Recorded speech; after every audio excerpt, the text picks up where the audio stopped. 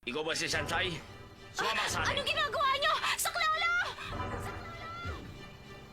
Ano ka ba? Umahimik ka! Pakawalan niyo nga ako! Gusto mong tumakas? Bitiwan niyo! Yan dyan! Mali! Ano ba hawakan? Ako nga nagmamaneho! Sino ba kayo? Bitiwan niyo nga ako! Ano ba? Huwag mo kasipain! Abang nito ah! Sinakot mo na yan!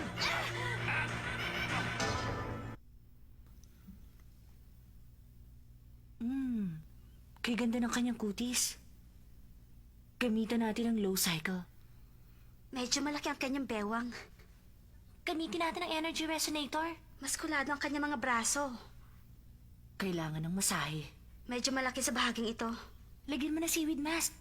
Sino ba kayo? Huwag kang magalaw. Sandali lang. Ano ba? Bitiwan niyo nga ako. Sino ba kayo? Ano ba? Sandali lang sa'yo. Kumita po sa'yo. Aray, ano bang ginagawa niyo? Bitiwan niyo nga ako. Ano ba? Basta tumahimik. Bakit niyo tinatanggal ang damit ko? Ha? Ba't niyo ako inubaran? Pumasok po kayo.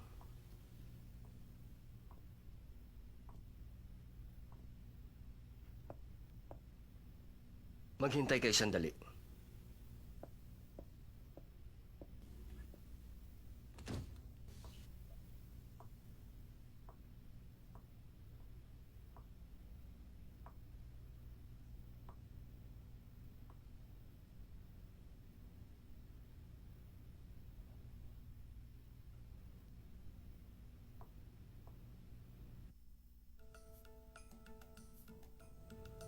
Kumusta?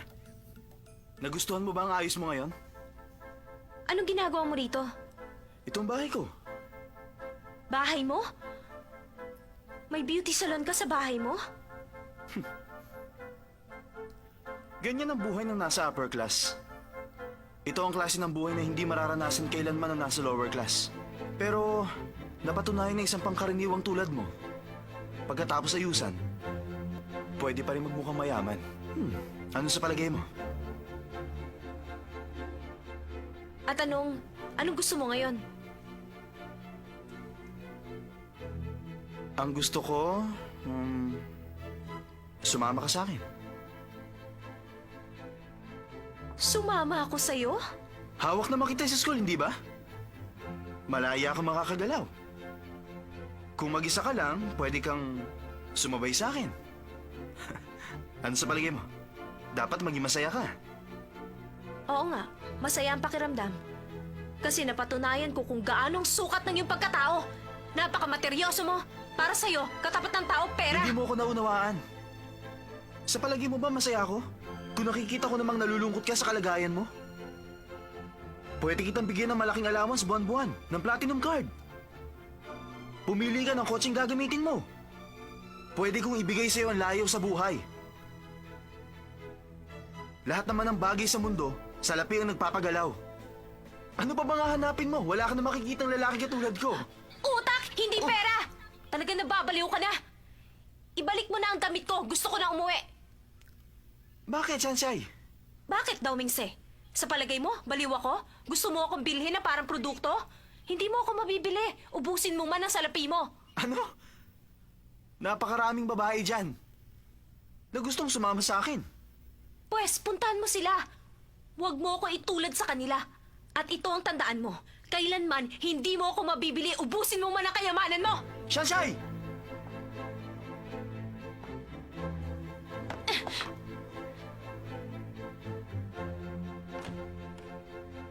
Tabi dyan! Sir?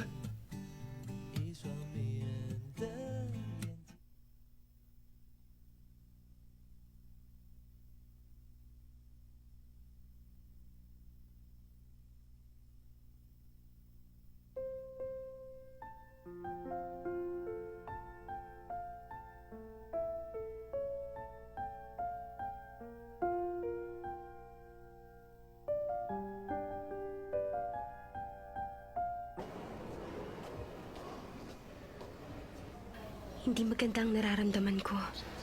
Paranoid na ba ako? Parang sa akin yata nakatingin ng lahat.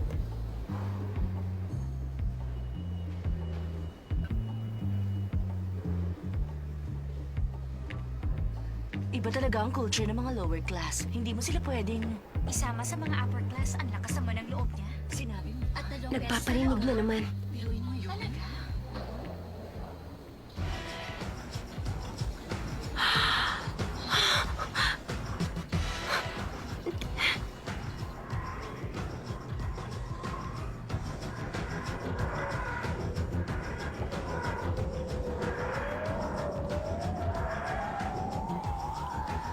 Shansai! Diyan ka lang!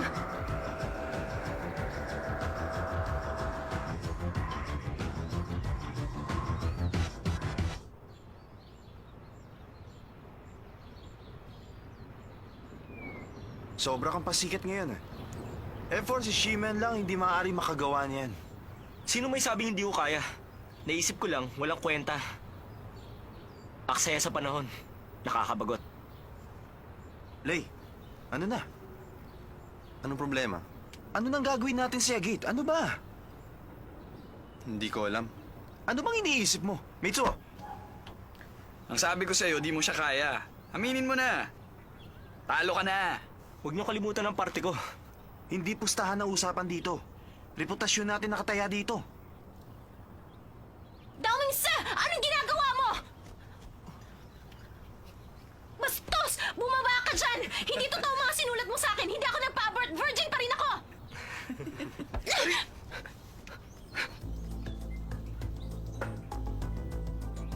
Nagpunta siya rito para lang sabihin, virgin pa siya.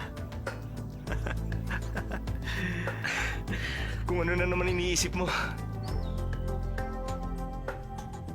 Paano mo nagawa yun? Sobra naman ang takbo ng isip mo. Pumili siya ng kalaban niya, ako pa? Makapal ang mukha niya pag nagpakita pa siya. Shansai! Kasi nagulat lang ako kaninang umaga nang makita ko ang nakasulat sa blackboard pagpasok ko ng classroom. Oo nga. Alam mo naman, mga babae tayo, hindi ko mapapatawad kung sino man ang gumawa noon. Kapag sa akin nangyari yon, Hindi ka naman kasing tapang ni Shansai. Hindi mo ba naisip na ang katapangan ng katangian niya bilang babae? oo nga, Shansai. Naniniwala naman kaming hindi mo magagawa yon, di ba? Salamat. Di ba doon ang daan papunta sa school cafeteria? At dito ka pala dumadaan pa uwi, Shansai. Doon naman ako madalas nakapark. Ah, ganun ba? Hindi ba doon ang parking area mo? Okay lang yon. Malapit lang naman ang lalakarin. At isa pa, magkaibigan na tayo, di ba? At nag-uusap na tayo, di ba? Siya nga pala, may party kaming pupuntahan bukas. Kung wala kang gagawin, sumama ka na lang sa amin. Hindi, huwag na lang. Wala akong bagong damit na masusuot. Okay lang. Hindi naman formal ang parting yun. Siya Pwede nga. kahit cowgirl ang outfit mo. Sige na, 5,000 lang naman ang ticket. 5,000? Huwag na, wala akong pera. Shansai, sige na, sumama ka na sa amin. Okay lang, ako ang babayad, hindi naman problema yun. Pero, Okay na kung ganon? O sige, bukas 2:00. Tandaan mo, cowgirl outfit. At huwag mong kakalimutan ng scarf, okay? Tomorrow. Shansai, talaga bang sasama ka sa party? Ang narinig ko, gagawin sa isang napakagandang private club. Kakaiba talagang mga estudyante ng Yingde. ikaw lang naman ang kakaiba. Hindi naman ako nagbago. 5,000 ang bayad sa ticket. Kalahati lang yun sa kinikita ko sa loob ng isang buwan. Sa totoo lang, hindi naman ako nagpabagay sa kanila. At sa palagay ko lang, nakikipagkaibigan lang naman sila sa'yo, hindi ba? Di ba sila nga magbabayad ng ticket mo? Alam mo, sa tingin ko, seryoso naman sila. Sige na, sumama ka na.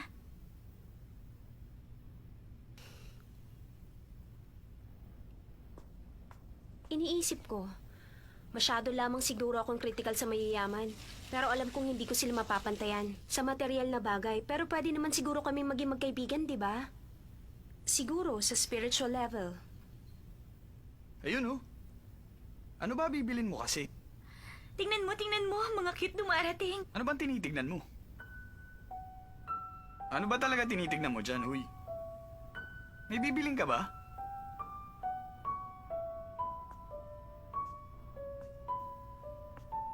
Pasok kayo. Sanchay, akala ko kamukha lang ni Sanchay. Anong ginagawa mo dito? Nagtatrabaho. Trabaho? Masipag na binibini. Ay hindi, ganito pala. Napakasipag na virgin. Hindi ka na nakakatuwa, ah. Huwag kang ganyan.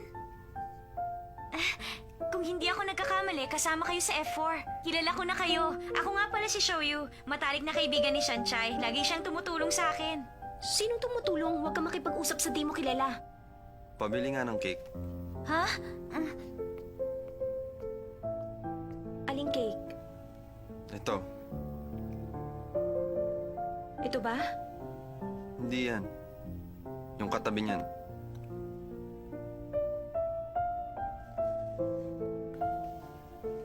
Hoy, Lay. May lakad pa tayo mamaya. Ba't ka bumibili niyan? Hindi ka naman mahilig sa matamis ah. Hindi nga, pero parang gusto ko lang. Nagiging seryoso ang kilos ng kaibigan ko sa harap ng babaeng crush niya. Tulad ng pagbili ng cake, Tumigil ka halimbawa. Magkano? 90. Tingnan mo, nag-blush yung mukha niya. Huwag kang mag-alala, nagbibiro lang ako. Hindi naman siya seryoso dahil sa'yo eh.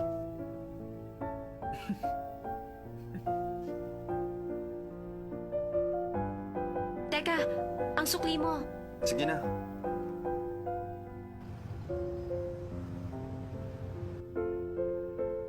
Uy, kung hindi siya seryoso dahil sa'yo, baka dahil sa akin.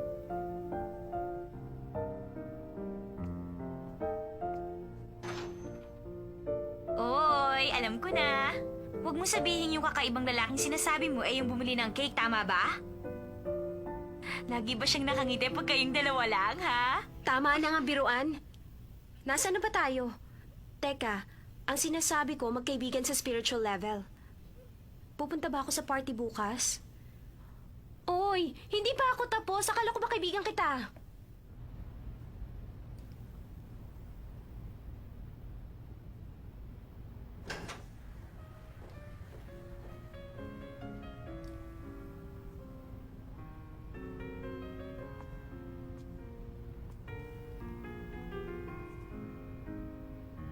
Niloko nila ako.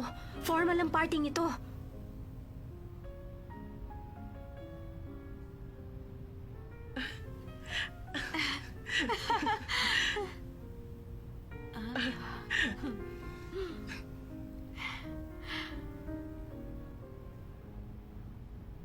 Light ka. Why such a face? Western party ang sabi mo, hindi ba? Ano ka ba naman? Paano magkakaroon ng Western party sa isang eleganteng lugar tulad nito? Huwag kang mag-alala. Babayaran ko pa rin ang entrance mo. Hindi na. Kaya kong bayaran. Shansai, hayaan mo siya. Let her pay. Hindi ba nagtatrabaho ka para magkaroon ng allowance? May kamahalan din ng entrance, di ba? Uuwi na lang ako. Kasalanan mong lahat ng ito. Sinabi ko na sa'yo, wag na lang siyang papuntahin dito. At hindi mo siya kaibigan. Hindi siya nababagay sa ganitong mga parties. Kasi iniisip ko lang naman, baka naman pwede siya sa mga ganitong klaseng sosyalan. Nagmamagandang loob lang ako. Oo nga. Yun pala, ingrata.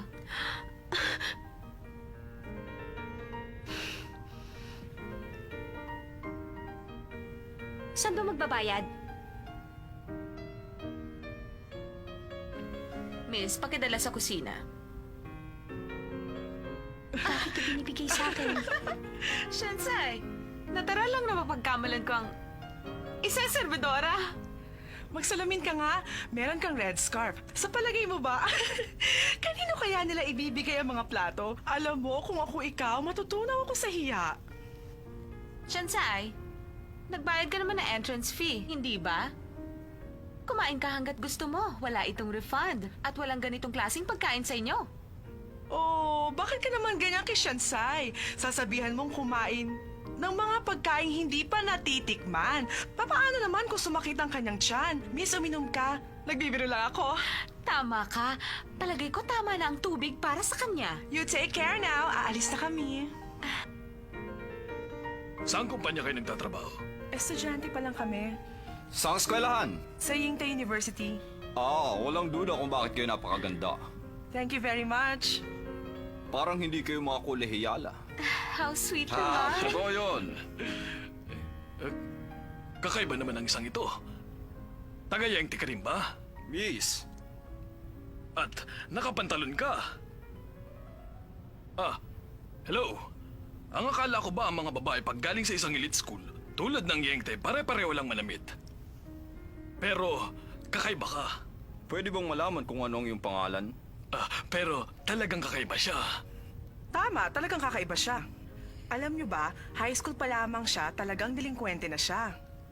Natutulog siya kahit saan at 2 beses na nagkaroon ng abortion. Masyado ng personal para malaman ninyo. Espesyal, di ba? Special. Sige, kukuha lang kami ng maiinom. O sige, magkita tayo mamaya. Kung ganon kayong sumulat ng chismis sa blackboard tungkol sa akin. Yap, kami nga. Dahil masyado kang KSP at nakakairita. Gusto naming mawala ka na sa university. Kaya ipinaalam namin sa lahat. Ang tunay mong pagkatao.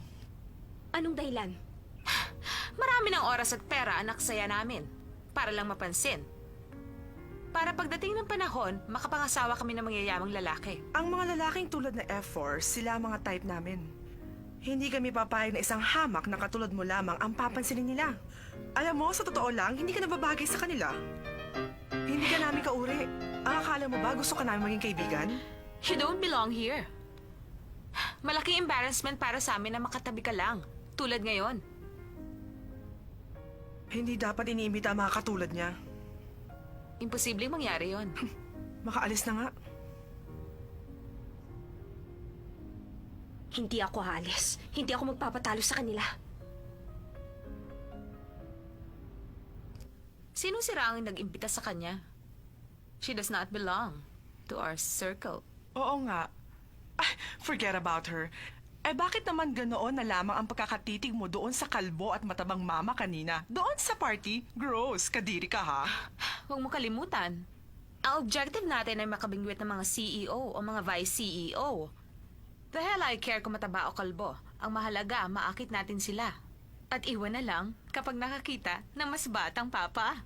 Siya nga, korek ka dyan. Well, that's life. At yung kapalit, sigurado mas mayaman.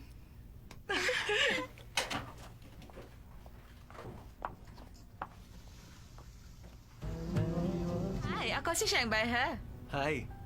Sabi ng marami, your name says it all. Kasing ganda ka ng Lily. How sweet naman. Oo nga, tama ka. Kasing ganda nga siya ng lili. Kaya lang, walang amoy at nabubulok na lili. Kaibigan mo ba siya? Siyempre, Hindi ko siya kilala. Sabi yan, di ba't ang sabi mo, hahanap tayo ng magiging sugar daddy, di ba? Di ba ang sabi mo rin, dapat mayayamang papa, hindi ba? Ay, siya ba? Siya ba ang sugar daddy mo? Anong sabi mo, sugar daddy? Naku, hindi. Alam mo, dapat ganito ang ginagawa sa mga nabubulok na liling tulad niya. Ganito, tingnan mo ha. Excuse me, meron ba kayong napkins? Anong nangyari sa'yo? Bakit basang-basa ka? Anong ginawa mo sa kanya? Di ba ang sabi ko sa inyo, maling taong kinatalo nyo. Kung talagang type nyo ang F4, bakit hindi nyo sila puntahan? Wala akong pakialam sa kanila. Ito ang tandaan nyo, ang mga babaeng tulad nyo, walang kwentang mahalin. Akala mo ba paalalampasin namin ito? Eh di gawin yung gusto nyo. Alam kong ganun lang naman kalit ang tingin nyo sa akin. Pero itong masasabi ko, hindi nyo ako maiiwasan.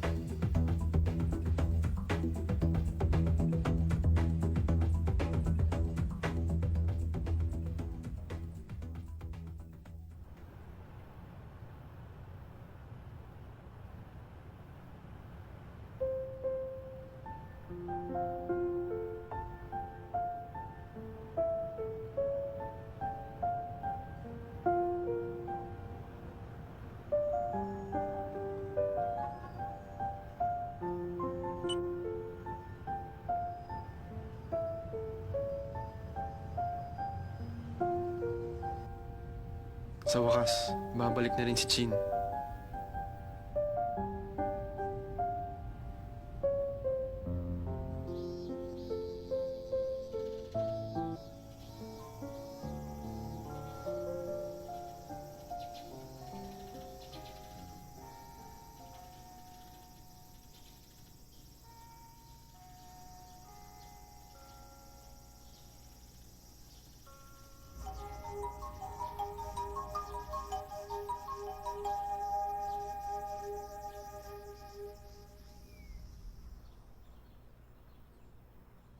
bukas ang pinto.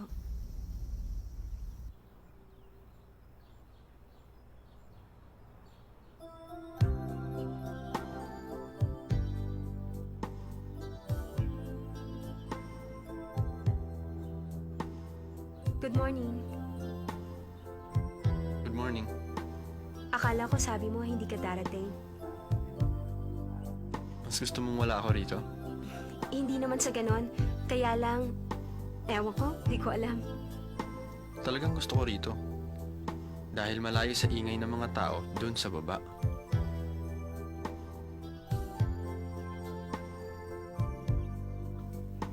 Alam mo ba ang pagkakaiba ng oras dito kaysa sa France? Ha? France?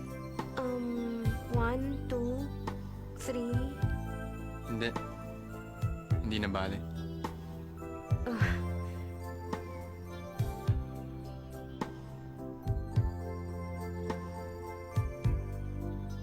Siguro, dapat maging masaya na ako sa ganito. Mas mabuti na siguro kung wala siyang nalalaman.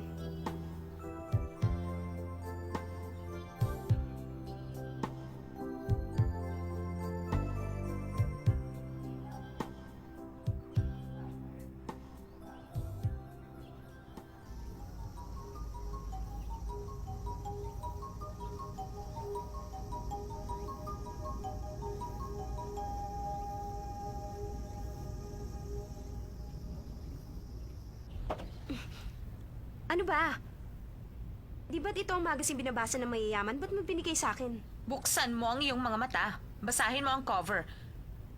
May featured article tungkol kay Teng Tang-chin, anak ng CEO ng Teng Corporation. Tumutugtog ng 5 instrumento, may navigation license at kasalukuyan nag-aaral sa France. Siya rin ang napiling Miss Teenage France. At nag-iisa siyang anak. Ano masasabi mo? Ang galing-galing naman niya. Sino ba siya? Siya ang childhood sweetheart ni Hua Chelei. Malapit na siya magtapos sa pag-aaral at babalik na siya rito. Ano na ngayon ang gagawin mo? Hindi ka nababagay kay Wachelei. Tingnan mo si Teng Tang-chin. At tingnan mo ang sarili mo. Ni hindi ka maihambing sa hibla ng kanyang buhok. Ang lakas ng loob mong kausapin si Lei, malakas din ang loob mong akitin siya. Ano na nangyari sa'yo? Ano ba? Hindi ba kadalasan agresibo ka naman? Anong problema? Natauhan din siya. Ito ang tandaan mo. Anumang pagpapaganda ang gawin mo, hindi ka pa rin babagay kahit kanino pa sa F4. Ang damong ligaw tulad mo, hindi ka nababagay sa aming mundo. Masisira ang image namin dahil sa'yo. Sige na, umalis ka na dito! Damadza! Sino may sabing pwede mo siyang dalhin dito?